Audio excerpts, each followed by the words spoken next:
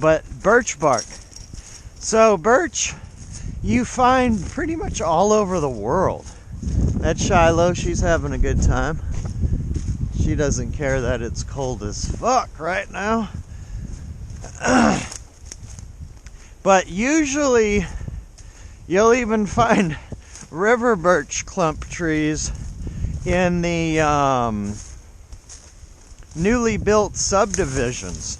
They're putting them as landscaping trees in the front yards of these places. So you've got them around creeks. Like these ones here, nobody planted. This is all, like here's a piece right here. Usually what I do so I don't accost the tree or feel like I'm harming it is I'll look around and I'll find the stuff that has fallen off the tree already.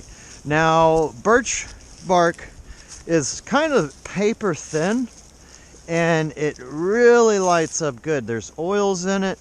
You can literally drop this in the creek, take it out of the creek and get it to fire up. And see how you've got all these pieces right at the base of these birch trees? Usually you can get a whole clump. Now what I do, it kind of rolls up. So if you take your catch and kind of lay it all down flat together and use one of them as your base, that's usually what I do out here.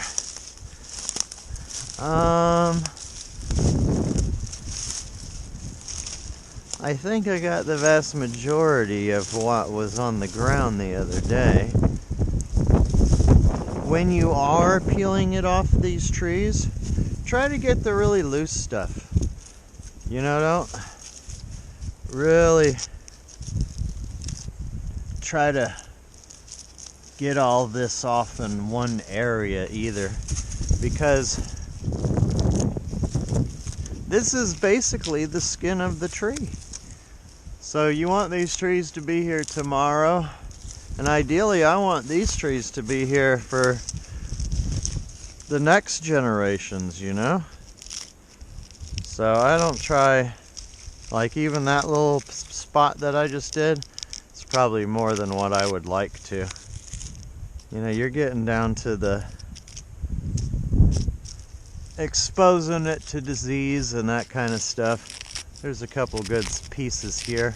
But yeah, so this birch bark right here, you got a nice clump in your hand. Usually this will take a good spark too if you guys are using ferro rods or bow drills or what have you.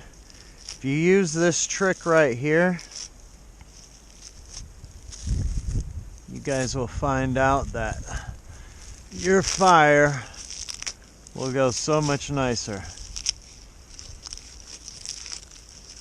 and easier, y'all. All right, this is good enough. So I got a nice handful. You can push it all down into one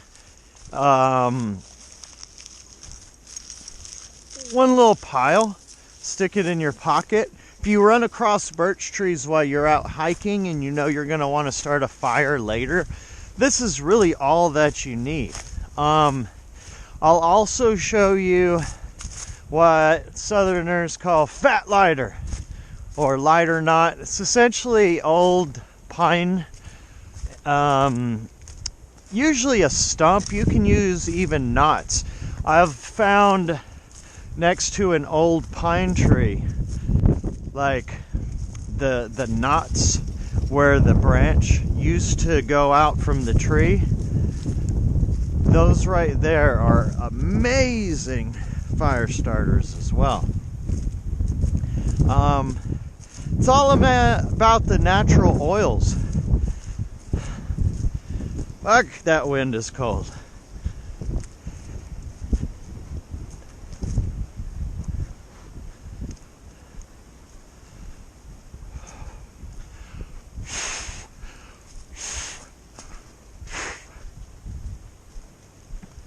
All right, y'all. So what I'll do is put my birch bark kind of in the pit of these leaves and try to get it all kind of broken up in the center. That'll actually help it, you know, take a spark if you guys are doing ferrocene rods or what have you. I wanted to show you, I usually always keep a chunk of this. This is the fat lighter. Usually you can look at all of the resins in there, and when it starts kind of turning into this dried mustard looking stuff, and you've got that golden hue coming through where the sun is coming through the wood, that stuff is great fire starter. Put that out there. We got a little piece. I usually just use a chunk like this. This is probably more than what you really honestly need, but what I will do is put my little chunk of that right there towards the end of my birch bark. So what's going to happen, this birch bark will ignite and it'll go up nice, good and hot for a short period of time, a few minutes, but then it's going to light this fat lighter. And that will burn for maybe 10-15 minutes and ignite all of your pile. Once you have that gone, these right here are what you want to start feeding the fire with. You know, sticks about yay big, and we'll put a few of them in there for the time being. But you honestly want to put those in after your initial setup. We'll put a few more leaves in here.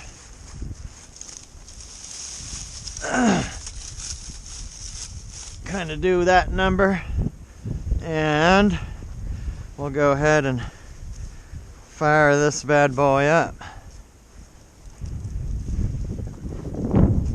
Bada bing. I'm just gonna check on my mates real quick. I've got the fire going for my smoker grill. A couple sausages on here for breakfast. Shiloh thinks that she's getting some. She got some already, but those for me. Oh.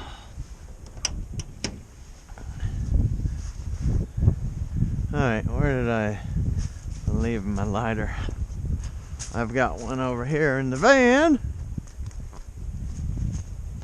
Got some other things to plant today. I was able to get some plants from my folks' yard, and I'm pretty excited about that. Got these madrones, and the madrones are actually looking pretty good. I'm gonna try to do some root clippings off of those, but I've got this one here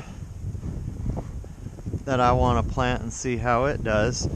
And then I've of course got some olive trees. Yeah, these olive trees right out of my folks' yard. And then some blackberry brambles. You can see they're already starting to shoot off because they were in the box ready for shipping. But let's go ahead and get this fire started and in this video get my mates started. Alright, so usually on these windy days, you know, you have a rough time trying to light this stuff, but this birch bark is what's gonna hook us up.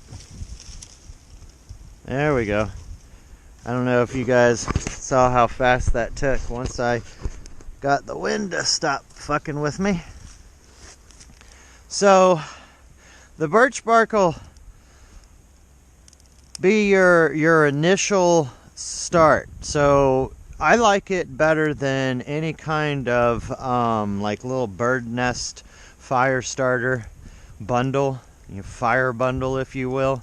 If you can have birch bark involved in it, you're going to be that much better, because as soon as it takes a spark and ignites, I mean, it's almost like it's got lighter fluid already in it. So remember, birch bark, your pine knots, fat lighter, that piece that I showed you was essentially a stump. You can go in the woods and find an old pine stump, something just sticking out of the ground like this, but it's pine, and you just kick it over, smell it. If it smells like pine saw, then you know you got a good piece.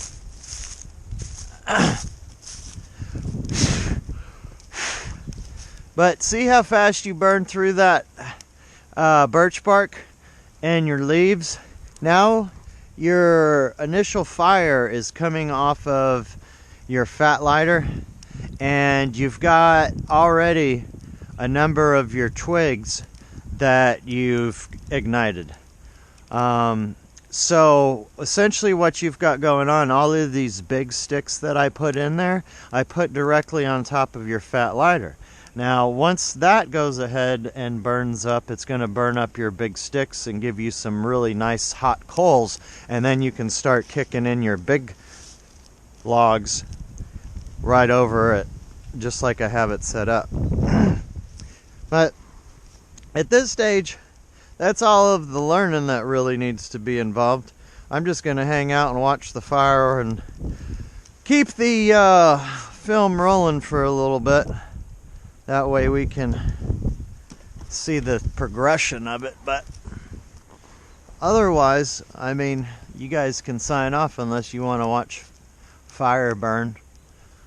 Hell, I enjoy it myself. I may watch this video myself whenever I'm just missing sitting here watching the fire burn. Starting to feel the warmth already, you guys. A nice fire in the morning when it's super cold, and especially at night, dude, it can totally change the way that you feel about a situation.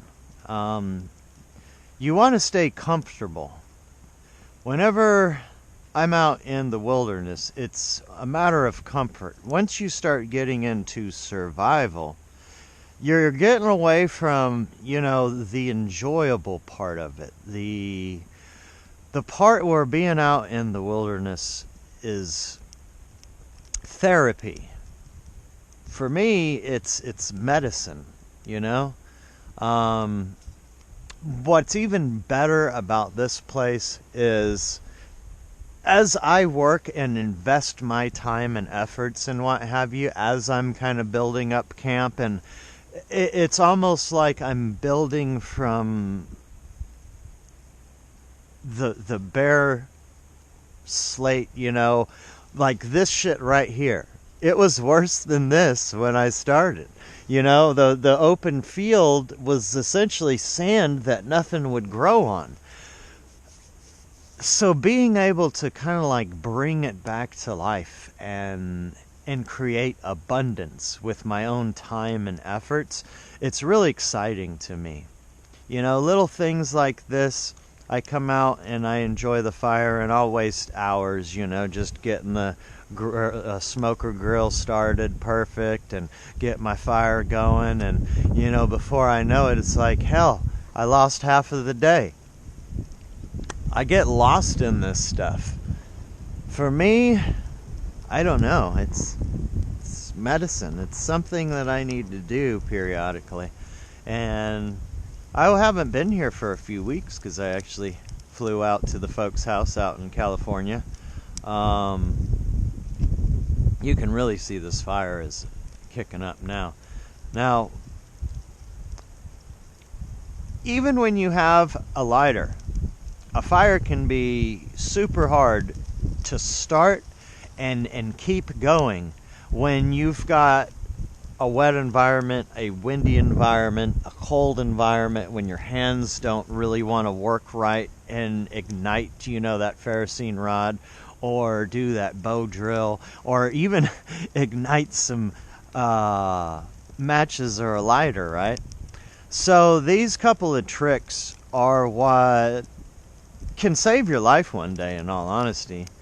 They definitely make life a lot less miserable whenever I encounter just getting up in the morning and my hands are freezing and I'm ready to have my fire going.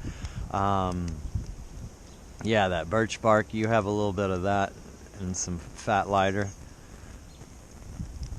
It's all a matter of how the sticks just fall out of the trees, man. They literally come out of the sky.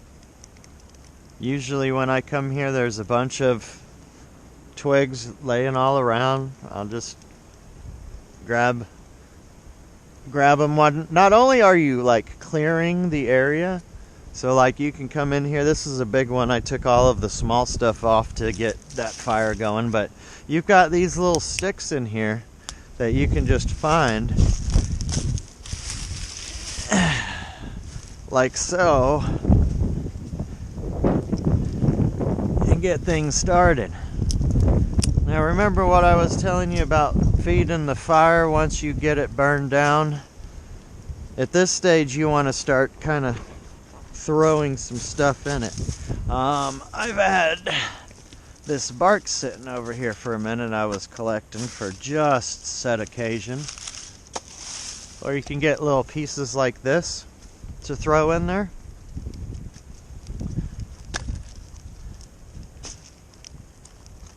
What you're wanting to do is starting to create a good bed of hot coals.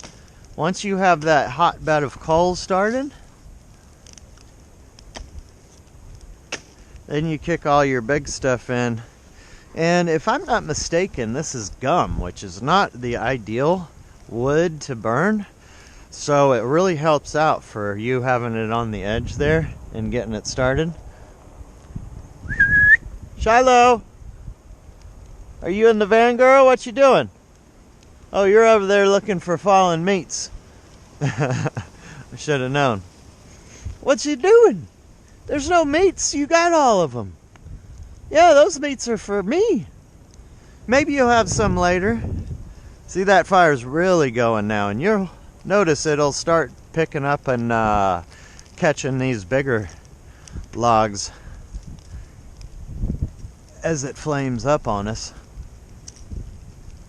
But that right there is exactly what we wanted to see. And you'll notice I didn't turn the film off. I didn't plug back in, come back in. It was all just one simple igniting of that birch bark, and from that point on, poof. It's all a matter, if you build your fire in layers and in stages, I guess is the proper term, then you'll end up getting a fire that's at this point right now. Once you get to this point, I mean, it's already hot enough where I can start, kicking things over into it. And that's exactly what I'm going to do. Just kind of see where your hottest part of the fire is, and you don't want to smother it, but you want to put that wood in areas like, see right here where it's all poking through, and back in there. I'm going to leave that standing straight up on that end, but we want that big piece sitting right there. Now that we have the fire going, let's put our top on there, and that'll kind of help keep the wind from blowing anything around, like over there on the tent or any of those dry leaves. Ideally, we don't want to burn the camp down. Now we got a nice fire that over the next couple of days I'll keep adding stuff to it. Every so often we need to get some chunks busted off of here. Now this is a nasty piece of gum, dude. You can see how many wax at it before I was really starting to bust stuff off. Some of it's a lot easier than this one was, but this one had some knots in it. But I try to utilize all of the fallen trees. This couple of piles, I had almost all of that filled to the brim with this same tree. It fell down right along in here, and we just cleaned it up.